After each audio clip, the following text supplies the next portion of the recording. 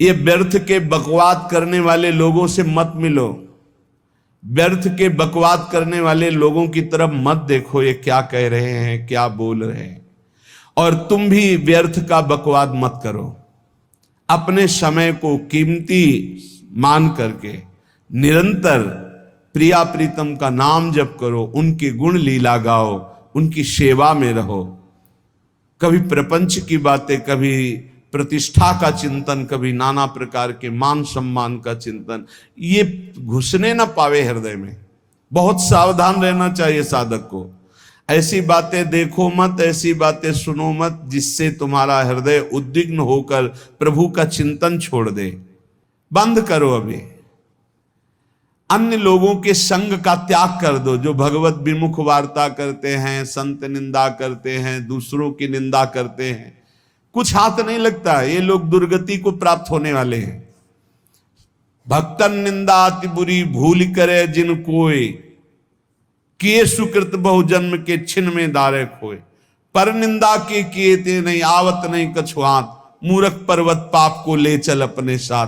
तो अलम कश्यापि संगत्या, ऐसा संग मत करो जिनके पास बैठने से भक्त निंदा, जन निंदा, भगवत निंदा हो।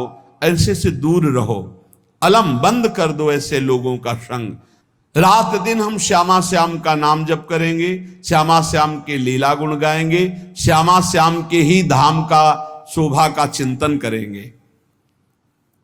जब तुम अपना जीवन श्यामा श्याम के चरणों में न्यौछावर कर दोगे तो पूरा भार श्यामा श्याम ले लेंगे और तुम्हारे हृदय में मस्ती आ जाएगी। जो ऐसा निश्चयी होता है, दृढ़ निश्चयी, उसके अंदर दृढ़ विश्वास, तो उसके हर समय भगवान की स्फूर्ति होती रहती है। भारी प्रतिकूलता में भी भगवान का सानिध्य अनुभव होता है। वो अनुकूलता में तो भगवान के दुलार को देखता है, लेकिन प्रतिकूलता में भगवान की विशेष कृपा को देखता है। ये संयोग, ये वियोग, संसार की ये द्वंद्वमयी वृत्तियां भक्तों के हृदय में नहीं चुभती। आए की हुज्जत नहीं, गए की तलाश नहीं, क्योंकि नित्य संयोग भगवत स्मृति के प्रभाव से प्रभु का रहता है। शोक, विषाद बहुत ध्यान देने योग्य विषय है। तभी लोगों को ऐसा लगता है कि ऐसा कैसे हो सकता है। भक्त के चरित्रों को जब सुनते तो लगता है ऐसा कैसे हो सकता है, ऐसी परिस्थिति में भी ऐसा कैसे हो सकता है। क्योंकि तुम मानसिक बुद्धि से युक्त हो और वो भागवतिक स्थिति से युक्त है, इसलिए तुम उसको पार पा ही नहीं सकते। जब तुम अपना जीवन श्यामा श्याम के चरणों में समर्पित कर देते हो हृदय से, फिर उनकी कृपा से सब विघ्न दूर हो जाते, एक अपार मस्ती रहती है। नहीं तो शोक, विषाद, दुख, क्लेश, कष्ट, संताप, भय, उद्वेग, ये सदैव सताते रहते हैं। इसी से डिप्रेशन होता है। बार बार नकारात्मक चिंतन, शोक, विषाद, दुख, चिंता, क्लेश, संताप, भय, उद्वेग, यही पूरे मानसिक स्तर को नष्ट कर देते हैं। उत्साहहीन जीवन हो जाता है। जब तुम श्यामा श्याम को समर्पित हो जाते हो तो ये सब प्रवेश भी नहीं करते, एक अपार मस्ती बनी रहती है। अब क्या होगा? श्यामा श्याम जो करेंगे वही होगा। श्यामा श्याम पता नहीं कैसा करें, नहीं, वो सदैव मंगल भवन है, वो जो करते महामंगल होता है। यह निश्चय उपासक के हृदय में आ जाना चाहिए। इसलिए अपना सारा मन, सारी बुद्धि, सारा जीवन, प्रत्येक श्वास प्रभु को अर्पण कर दो, फिर देखो तुम निहाल हो जाओगे। दुख, शोक, विषाद, क्लेश, कष्ट, संताप, भय, उद्वेग, ये उसी को व्यापते हैं जिसने अपने जीवन को प्रभु के चरणों में अर्पित नहीं किया। इसलिए तुम अपना सारा मन, सारी बुद्धि, सारा जीवन, प्रत्येक श्वास केवल प्रभु को अर्पित कर दो, फिर देख लेना श्वास कैसे अर्पित की जाती, राधा राधा राधा। बुद्धि कैसे अर्पित की जाती, एकमात्र निश्चय कि भगवत सुख ही सुख है, ये जागतिक सुख सुख नहीं, ये दुख है, ये ऐसा दलदल है जिससे आज तक कोई नहीं निकल पाया। सारा मन, हम मन से केवल प्रभु का मनन करें, बार बार मन को संसार से हटा के नाम में, रूप में, लीला में, धाम में लगाएं। बहुत प्रसन्नता हो जाती है उस उपासक के हृदय में जो अपना मन बुद्धि प्रभु के चरणों में अर्पित कर देता। भगवान ने तो इसको बहुत उत्तम स्थिति बताया है कि मेरे से कभी वो अलग हो ही नहीं सकता यदि मन बुद्धि अर्पित कर दिया। मय्येव मन आधत्स्व मयि बुद्धिम निवेशय, तो निवश्य मयि एव अत ऊर्ध्वं न संशया, बिल्कुल संशय नहीं, वो मेरे में ही निवास करेगा जिसने मन और बुद्धि अपनी मेरे में अर्पित कर दी। बहुत प्रसन्नता रहेगी उस उपासक के जीवन में जो अपने आप को मन बुद्धि सहित प्रभु के चरणों में समर्पित कर दिया है। भगवान का आश्रय लेने वाले की पहचान है हर परिस्थिति में प्रसन्न रहना। देखो आप भगवद आश्रित हो कि नहीं, देखो अनुकूल परिस्थिति में तो सब प्रसन्न रहना, लेकिन प्रतिकूल परिस्थिति में प्रसन्न रहना ये भगवान के भक्तों का लक्षण है। हर परिस्थिति में प्रसन्न रहना ये भगवान के भक्तों का लक्षण है। आनंदगन भगवान का आश्रय मिलते ही आनंद छा जाता है हृदय में। उनके पास आनंद का अभाव होता ही नहीं है। जैसे सूर्य का प्रकाश उदय होते ही सूर्य का प्रकाश संपूर्ण अंधकार को नष्ट कर देता है, ऐसे ही भगवान का संपूर्ण आश्रय लेते ही सब दुख चिंता शोक नष्ट हो जाते, आनंद ही आनंद। तुम भगवान के मंगलमय रूप को नहीं जानते हो, पर उनके मंगलमय भाव को, विधान को मानना शुरू कर दो। जो भी होता है मंगलमय होता है। हमने जीवन में देखा है, अगर इधर कोई बहुत बड़ा सुख दिया तो देर नहीं लगेगी, 24 घंटे नहीं व्यतीत होंगे और ऐसे दुख दे देंगे, जिससे दोनों का समान भाव रख करके ना दुख में तुम भूलो प्रभु को, ना सुख में फूलो, सीधे भगवत मार्ग में चल। पूरे जीवन की बात देखा है। भगवान के मंगल विधान में सदा सर्वदा सुख ही सुख है, इस बात को मान के प्रसन्न हो जाओ। जब भगवान का भजन करने वाले की तन्मयता बढ़ती है भजन में, तो द्वेषी जन अपने आप तैयार हो जाते हैं। भक्त कभी किसी से द्वेष नहीं करता, अपने आप वो द्रोह करने लगते। तो नरसिंह मेहता जी से बहुत गांव के कई लोग थे जो जलते थे, ऐसे जलते थे कि अब क्या करें, कैसे मिटा दे नरसिंह मेहता जी को। अब उपाय तो मिल नहीं रहा था। तो एक दिन संतों की मंडली आई और उन्होंने कहा कि हम रास्ते में कोई चोर आदि धन ना ले ले, इसलिए यहां से किसी की हुंडी चलती है क्या द्वारिका में? पहले ऐसा था। बोले हाँ हमारे यहां बहुत बड़े सेठ हैं नरसिंह मेहता जी, पर आप कहोगे वो मना कर देंगे। कई बार कहोगे, अगर वो स्वीकार कर ले तो वहां। और उनका लक्ष्य था कि नरसिंह मेहता जी की तो खाने की भी सुविधा नहीं थी, हुंडी कहाँ की बात आई। उनका था कि जब वो ना कहेंगे तो संतजन नाराज हो जाएंगे, अगर हाँ कह दिया तो वहां हुंडी चुकेगी नहीं, तो संतजन अपने आप इनको शाप दे देंगे, अपराध बन जाएगा, ये नष्ट हो जाएंगे। संतों को भेजा नरसिंह मेहता जी ने, सबकी दंडवत की, चरण पखाड़े। तो उनका ये इतना रुपया है, द्वारिका में साधु सेवा हम करेंगे, वहां तुम्हारी हुंडी चलती है, तो आप अरे उनका आप कहाँ भूल रहे हो, यहाँ खाने की भी व्यवस्था। बोले हमें सब पहले से बता दिया गया कि आप मना करोगे, बार बार मना मत करो, हमें पता है। तो उन्होंने ठाकुर जी की तरफ देखा, बोले क्या लीला है प्रभु, संतों से हम क्या कहें, ये ले रुपए। उस समय स्वर्ण की मोहरें चलती थी, बेच के बाजार से खूब उन संतों को पवाया, उन्हीं संतों की सेवा की। और उनका अपने सेठ का नाम तो बताओ जहां हमें जाके हुंडी मिलेगी। सेठ, सावल शाह सेठ। संत जन गए वहां, पूछा कि नरसिंह मेहता जी का जिन सेठ से परिचय, उनका नाम सावल शाह सेठ, उनकी गद्दी कहाँ है? तो जो कुछ भक्त थे वो द्वारिकाधीश की तरफ संकेत करते कि वही हैं। बोले नहीं नहीं, वो सेठ है, उनकी गद्दी चलती थी पूरी बाजार में कहीं कोई। अब संत जन एकांत में होकर के बहुत विचलित हुए, क्या हमारे साथ धोखा हुआ? नरसिंह मेहता जैसा संत क्या धोखेबाज हो सकता है? देखो, संशय तो बहुत विचित्र होता है, बड़े बड़ों को संशय हो जाता है। जब भगवती सती जी को संशय हो गया, राम जी को हे खग हे मृग हे मधुकर श्रेणी ऐसा पूछते हुए कि सच्चिदानंद कैसे हो सकते, तो किसी को हो सकता है, क्योंकि वो बुद्धि की अधिष्ठात्री देवी है। जो ही उनके मन में ऐसा आया कि क्या हमारे साथ धोखा हो रहा है, इतने में ही देखा जय हो सावल शाह सेठ की।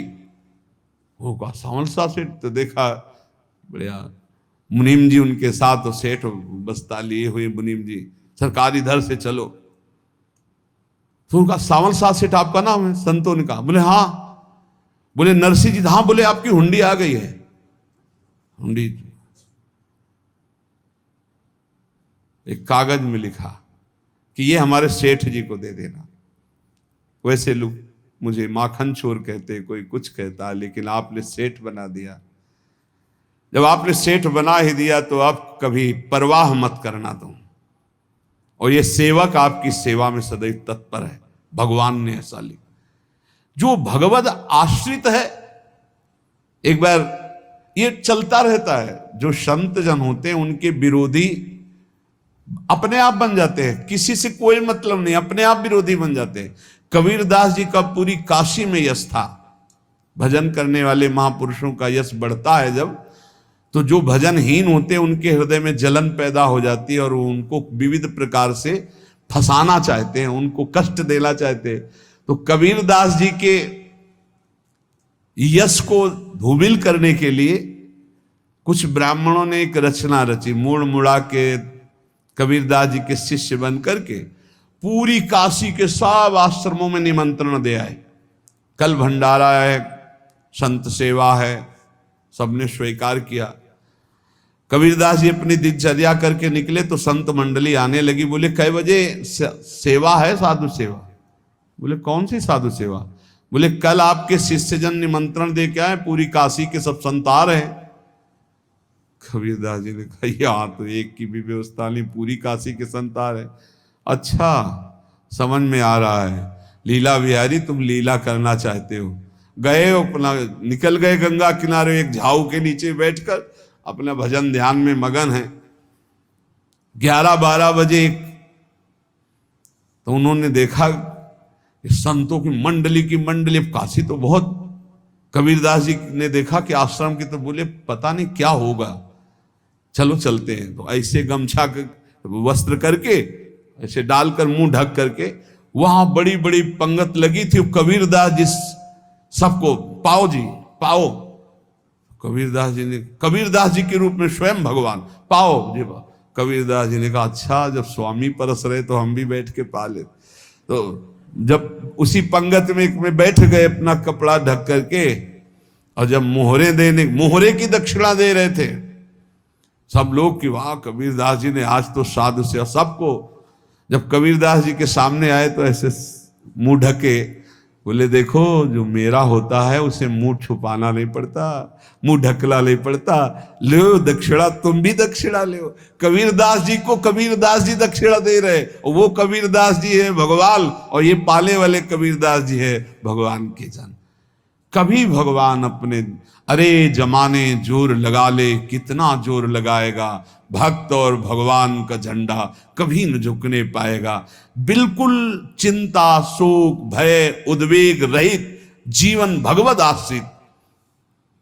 तुम भगवान के मंगल विधान में सदा सर्वदा प्रसन्न रहो। अब ये विचार कर लो कि भगवान जो करेंगे तुम्हारा मंगल करेंगे। अब थोड़ा ऐसा बीच में लगता है कि अमंगल हो रहा है क्या, लेकिन पक्का समझो बहुत बड़ा मंगल उनका विधान होता है। बहुत ही उत्तम मंगल होता है भगवान के शरणागत का।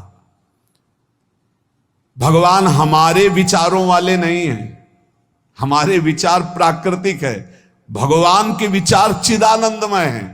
वो अपने विचार से हमारा मंगल करते हो, हम अपने विचार से मंगल चाहते हैं। भगवान के विचार से मंगल ही हमारा होगा, इसलिए कभी हमको चिंता शोक भय नहीं करना चाहिए। भगवान की ओर से कभी तुम्हारे लिए ऐसा विधान नहीं होगा कि तुम दुखी हो जाओ, बस तुम्हारी सोच हो सकती है, उसका परिणाम बहुत मंगल होगा। जगत की ओर से निराश हो जाओ, किसी से आशा मत रखो, फिर आप देखो आपका जीवन कैसा आनंदमय व्यतीत होता है। ये जो जगत की आशा है यही दुख प्रदान करती, सच्ची जगत की आशा ही दुख प्रदान करती है। अगर जगत से कोई संबंध न रखा जाए और भगवत भाव में रहकर तो बहुत अच्छा जीवन चलेगा। अपने कर्तव्य का पालन करो, परिवार को भगवत स्वरूप मानकर पोषण करो, किसी से कोई संबंध मत रखो, कोई आशा मत रखो, यही अध्यात्म सिखाता है। अपने आप भगवत स्वरूप, सबका व्यवहार मंगलमय और आपका जीवन मंगलमय। अपने घर में ऐसे रहो जैसे किसी अतिथि के घर में रह जाता है, चलना है यहां से जाना है। कौन रहता है अपने घर में अतिथि की भांति? भगवान का भक्त। जाना है यहां से, अपनी प्रिया प्रीतम के पास जाना। ये हमारा घर नहीं है, यहां तो हम समय व्यतीत कर रहे हैं, अपनी आयु व्यतीत कर रहे हैं भगवत आराधना करते हुए। हमें जाना है प्रिया प्रीतम के पास। वास्तविक घर भगवान का धाम है हमारा, वास्तविक घर वाले प्रभु हैं हमारे। जो नित्य सच्चिदानंद भगवान के चरणों में अपने चित्त को समर्पित करता रहता है, उसको यह अनुभव होने लगता है कि बड़ी कृपा है हमारे ऊपर, भगवान की बड़ी कृपा है हमारे ऊपर। सर्वसमर्थ परम सुहृद भगवान ऐसे भक्त के ऊपर हर समय वरद हस्त रखे रहते हैं। ये केवल प्रवचन नहीं, सच्ची बात मानिए। ऐसे भगवान का वरद हस्त हर समय रहता है। जब भगवान की छत्र छाया में भक्त अपने को देखता है तो आसपास घोर विपत्तियों का भी समुदाय हो तो भी वो आनंद में मगन रहता है। हर हालत में आनंदित रहना ये भक्त का स्वभाव है। भगवान ऐसे भक्तों को प्यार करते हैं जैसे कछुआ अपने अंडे को बाहर रख आवे और रात दिन उसका चिंतन करे। जब भक्त भगवान को समर्पित होता है तो भगवान रात दिन उसकी ऐसे चिंतन सुरक्षा करते हैं। अभय, ये दैवी संपदा का पहला गुण है। ये भगवान के शरणागत पर जागृत हो जाता है, वो भयभीत नहीं होता, किसी भी उससे भयभीत नहीं होता। यही डर ही डरप हरिवंश हित, जिनो भ्रमय गुण सलिल पर। इस डर से डरते रहना चाहिए कहीं गुण रूपी पानी में फिसल न जाए, नहीं तो गलती हो सकती है। साधक सावधान रहे। ये अभय दैवी संपदा का सबसे बड़ा गुण है। जो भयहारी भगवान की शरण में आ जाता है तो उसके अंदर ये अभय प्रकट हो जाता है। अगर कहीं तुम्हें एकांत में भय लग रहा है, एक आदमी तो एकांतिक में आए थे, वो कह रहे थे कि हमें हर समय भय लगा रहता कि कोई हमारे पीछे है, अंधेरा तो लगता कोई खड़ा है, मैं जीना मुश्किल हो गया, ऐसा भय। देखो ये मन कैसा है, भगवान से विमुख होने पर कैसे डरवाता है। वो कह रहे हैं हर समय मुझे डर लगा रहता है, कोई सामने खड़ा है, कोई पीछे खड़ा है, ऐसा भय लगने लगता है। और जब भगवान की शरण में आ जाते हैं तो ये अभय स्थिति हृदय में जागृत हो जाती है। कोई भी भय आसपास आ ही नहीं सकता, यहां तक कि नरक का भी भय खत्म हो जाता है जो भगवान की शरण में है। महापापी भी पुण्यात्मा महान भक्तों के समान वो उत्तम गति को प्राप्त हो जाता है जो भगवान की शरण में हो जाता है। पर ये जो भोगों का आश्रय लिए हुए हैं, मनमानी आचरण कर रहे हैं, ये कभी उस अभय को जान ही नहीं सकते कि अभय पद है क्या। इनको तो कदम कदम पर शोक, भय और दुख की प्राप्ति होगी। कोई बचा नहीं सकता जो भोगों में लगे हैं, मनमानी आचरण कर रहे हैं। अगर निर्भय होना चाहते हो, परम सुखी होना चाहते हो, तो भगवान के शरणागत हो जाओ। सारे जगत को अभय दान देने वाले भगवान हैं। भगवान का एक प्रण है, ममपन शरणागत भयहारी। जो मेरी शरण में आ गया उसके भय का मैं नाश कर देता हूं। साधना में अवस्था मन की मानी जाती है कि आप कितने अच्छे साधक हैं। यदि आपका मन भगवदाकार है, हर समय भगवत चिंतन चल रहा है, आपके स्वप्न भागवती का रहे हैं, आपके विचार भागवतिक हैं, तो आपकी अच्छी साधना हो रही। और यदि आपके स्वप्न गंदे आ रहे हैं, क्योंकि स्वप्न में मन का ही सारा खेल होता है, और आपकी चिंतन वृत्ति वासनात्मक चल रही, तो अभी साधना का प्रभाव मन पे नहीं पड़ा है। जिसका मन हर समय भगवत चिंतन करता रहता है, वो जीते जी जीवन मुक्त हो जाता, अनुभव होता है। जैसे किसी ने कहा कि हमें कैसे पता चलेगा कि हमारा काम हो गया है, तो जैसे आप भोजन पा लेते हैं तो किसी दूसरे से गारंटी थोड़ी लेनी होती कि हम छक गए हैं क्या, आप जरा बताना हम छक गए हैं क्या। नहीं, अपने हृदय में आ जाता है कि अब मैं तृप्त हो गया। ऐसे ही अपने हृदय में आ जाता है कि मेरा काम हो गया, अब मेरा जन्म नहीं होगा। ये हृदय में आ जाता है, अपने आप अनुभव में आ जाता है। जब स्वरूप बोध होता है तो किसी और से सलाह थोड़ी लेनी होती है, वो अपने आप अनुभव में आ जाता है। हाँ, यदि गुरुदेव का वर्ण नहीं किया है तो फिर आपको किसी न किसी गुरु से प्रमाणित करवाना पड़ेगा। अगर गुरुदेव का वर्ण किया है तो वही मंत्र, वही नाम, वही गुरु शरणागति आपको अंदर से पुष्ट कर देगी कि आपका काम हो गया है। विषय चिंतन करता हुआ मन विषय आसक्ति को प्राप्त होता, विषय आसक्ति को प्राप्त हुआ मन बार बार जन्म मरण और नरक को प्राप्त होता है। बस ये विषय चिंतन हटाना ही प्रमुख कर्तव्य साधना का है। बार बार मन को विषयों से हटा करके प्रभु के नाम में लगाओ, प्रभु के रूप में लगाओ, प्रभु की लीला में लगाओ। जहां भगवान प्रकट होते हैं वहां परमानंद की बाढ़ आती है। पर ये ध्यान रखें, गुलाब का फूल कांटों में खिलता है, उसकी सुगंध लेनी, फूल लेना है तो कांटों से बचाकर। ऐसे ही जब आप भगवत चिंतन के लिए चलेंगे तो आपका चिंतन चुराने के लिए माया विविध नाटक करेगी, कांटे फैलाएगी। कोई तुम्हारी निंदा करेगा, कोई अपमान करेगा, कोई उपहास करेगा, तुम्हारी अव्यवस्था हो सकती है, तुम्हारी परिस्थिति बहुत भयावह हो सकती है। इन परिस्थितियों में भी भगवत चिंतन का तार ना टूटने पावे तो आगे गुलाब का फूल है। जैसे कांटे से बचाकर गुलाब का फूल लेते हैं और भगवद अर्पित करके सौरभ का सुख लेते हैं, ऐसे ही भगवान के प्रेमानंद का अनुभव करने के लिए संसार के कांटों से बचना होगा। और खिलेगा यही फूल संसार में ही, मनुष्य देह में, और योनियों में नहीं। भगवत प्राप्ति स्वर्ग में नहीं होगी, इसी मृत्यु लोक में होगी। पहले मन नहीं लगता भगवत चिंतन में, भगवत चिंतन जबरदस्ती करना पड़ता है। भगवत चिंतन जे ही प्रारंभ करोगे ते ही बहुत बाढ़ आ जाएगी पाप चिंतन की।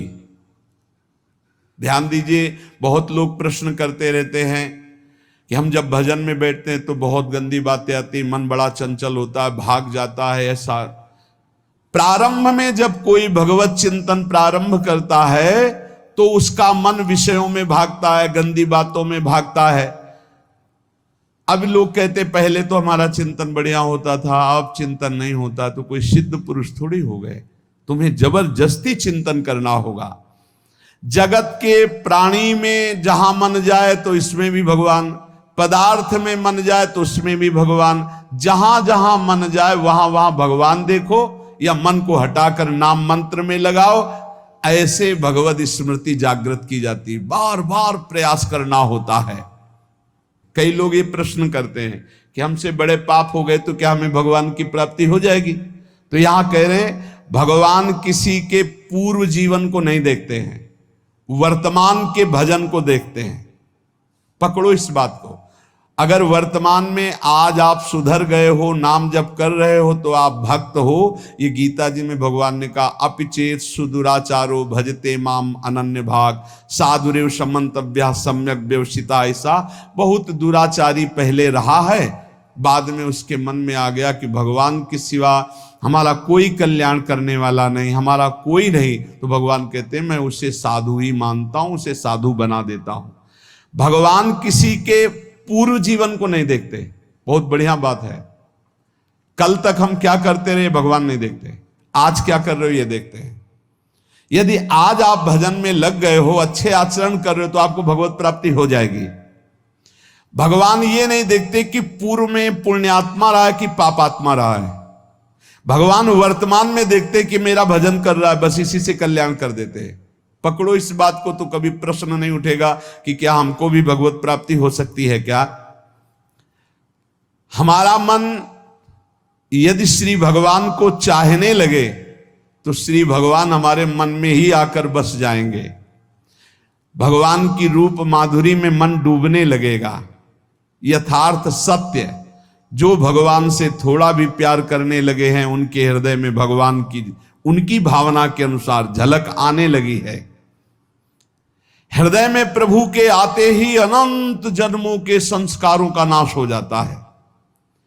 इसलिए तुम अपने पहले वाले घृणित जीवन को याद भी मत करो और उसको सोचकर जरा निराश भी मत हो। अमावस्या में घोर अंधकार रहता है, पर प्रातः काल में अंधकार नष्ट हो जाता है। ऐसे ही नाम का उच्चारण करते ही तुम्हारे जितने पाप अंधकार हो सब नष्ट हो जाएंगे। तुम चाहो कि एक क्षण भी प्रभु को ना भूलो। अब वर्तमान में ऐसी स्थिति बनाओ। जो प्रभु को नहीं भूलने की चाह करता है कि मुझे ऐसी स्थिति प्राप्त हो कि मैं कभी प्रभु को ना भूलूं, तो सच्ची मानो और कोई बात भगवान सुने ना सुने, ये बात जल्दी सुन लेते हैं। भजन की मांग करो तो बहुत जल्दी भगवान पूर्ण करते हो। भजन जिसका चलने लगा तो फिर लोक लोकांतर के सारी रिद्धियां सिद्धियां सुख वैभव तो उसके चरणों में लौटते हैं। जब हम प्रभु से प्रभु का स्मरण न मांगकर भोग मांगते हैं, तभी हमारा भजन रुक जाता है, भजन नहीं चल पाता। यदि हम प्रभु से केवल भजन मांगे तो विश्वास करो ब्याज में सब हो जाएगा। मूल भजन तो आपका बचेगा ही, ब्याज में लोक लोकांतर के भोग आपके चरणों में लुटते घूमेंगे। आप भजन करके तो देखो। अरे घिघियाने की जरूरत नहीं, किसी से मांगने की जरूरत नहीं, भजन करके देखो, सब ठीक हो जाएगा, सब अपने आप बन जाएगा। हम बहुत बड़ी भूल कर देते हैं कि थोड़ा भजन करके प्रभु से कुछ सांसारिक वस्तुएं, स्थितियां, परिस्थितियां बदलने की मांग कर लेते हैं, जिससे भजन छूट जाता है। प्रभु की स्मृति इतनी महान है कि जिन्होंने बैर भाव से प्रभु का स्मरण किया उनको भगवान की प्राप्ति हो गई। जैसे कंस आदि भगवान से बैर ही तो रखते थे, लेकिन भगवान की स्मृति रहती थी। स्मृति ने उनको भगवत प्राप्ति करा दी। स्मृति में महान सुख है, पर वो जब भक्ति रस से युक्त स्मृति होती तब माधुर्य रस, प्रेम रस का अनुभव होता है। कल्याण तो वैर भाव से स्मरण करने वालों को भी प्राप्त हो गया।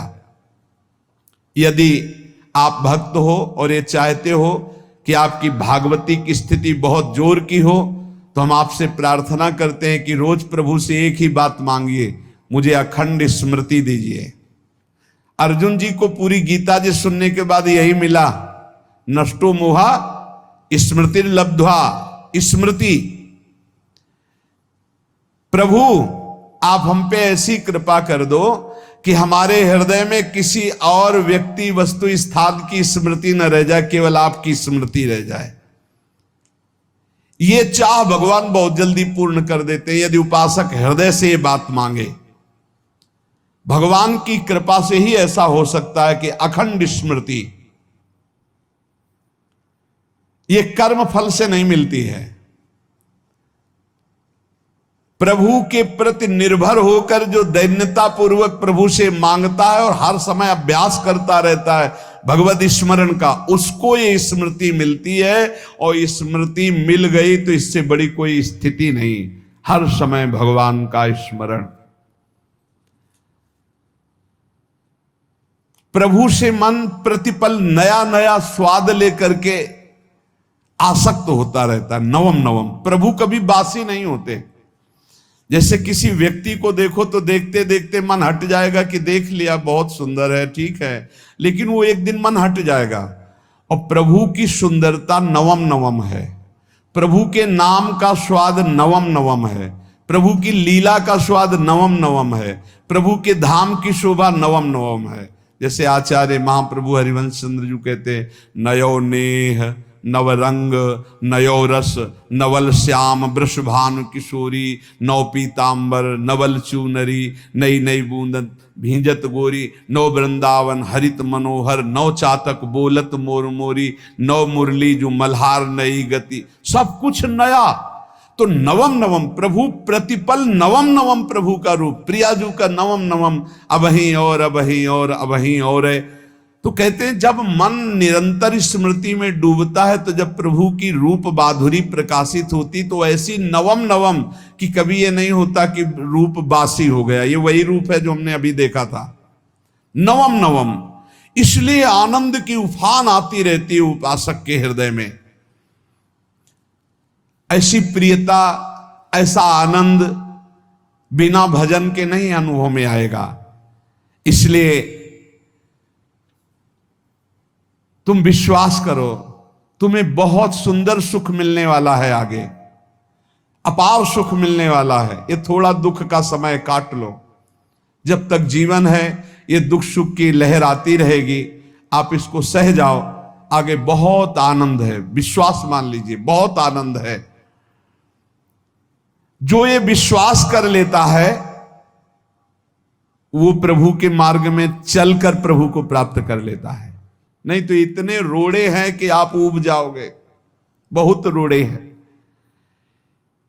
जो प्रभु के मार्ग में चलता है तो माया के बहुत से पार्षद अपना प्रभुत्व दिखाने उनके पास आते हैं, महिमा अपनी दिखाने, पर वो किसी वस्तु स्थिति अवस्था प्राणी पदार्थ का प्रभाव स्वीकार ही नहीं करता, क्योंकि भगवत स्मृति परायण है, भगवान की कृपा पर विश्वास है, इसलिए उसको कोई फंसा नहीं पाता। वो नित्य निरंतर प्रभु से घुला मिला रहने के कारण उसकी मस्ती में कोई फर्क नहीं पड़ता। माया का प्रभुत्व रखने वाले उसे फंसाने की चेष्टा करते हैं, पर उस पर किसी का असर नहीं होता। वो कहीं लिप्त नहीं होता, वो कहीं दुखी सुखी नहीं होता, वो हर समय प्रसन्न रहता है। तुम देखो, हर समय प्रसन्न रहते हो? यदि नहीं तो तुम किसी व्यक्ति वस्तु का आश्रय लिए हुए हो, प्रभु का नहीं। अगर हां तो हर समय प्रभु का स्मरण चलना चाहिए, हर समय प्रभु के आश्रित हो, फिर देखना ये आनंद, ये प्रसन्नता क्या रूप रखती है। बड़े बड़े मस्त संतों को देखा, मस्त ऐसे उन्माद में मस्त है। उस सुख के लिए ललचाओ, कब तक जन्मते मरते रहोगे, कब तक बार बार दुख भोगते रहोगे, कब? बड़ा प्रपंच है ये। भगवान का स्मरण परम पुण्यात्मा पुरुष का हृदय माना जाता है। बहुत पवित्र हृदय, बड़ा पुण्यात्मा हृदय जिसमें भगवान का स्मरण। भगवान का विस्मरण पापात्मा पुरुष, भयानक विपत्ति दुर्भाग्य आते हो। सुदृढ़ निश्चय करो, अब हम भगवान के स्मरण में अपना समय व्यतीत करेंगे। मेहनत करो, कार्य करने के लिए कोई मना नहीं।